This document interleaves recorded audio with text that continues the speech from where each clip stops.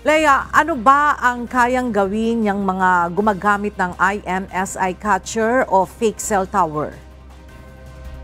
Magandang tanghali sa iyo, Ella. May kakayahan kasi itong IMSI catcher o tinatawag ding IMSI catcher na makapag-track, makapag-intercept ng mga cellular number para makapagpadala ng mensahe sabay-sabay sa maraming bilang ng cellphone subscriber.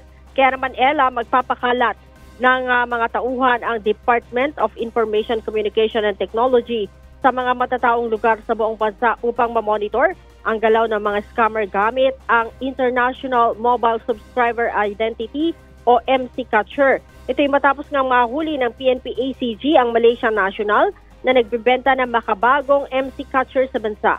Ayon kay CICC Executive Director Undersecretary Alexander Ramos, mula sa malaking MC Catcher na nakalagay sa sasakyan, maliit at portable na lamang ito na kayang ilagay sa backpack at makihalubilo sa maraming tao. May kakayahan kasi ang MC Catcher na makapag-track at makapag-intercept ng mga cellular number para makapagpadala ng mensahe sabay-sabay sa maraming bilang ng cellphone subscriber. Bukod, Ella, sa matatrack ng MC Catcher ang mga cellular phone number ng mga malapit sa lugar, makakapag-intercept dito ng mga messages na kaya pang i-edit bago dumating sa mga subscriber o cellphone user na sinasamantala naman ng mga scammer.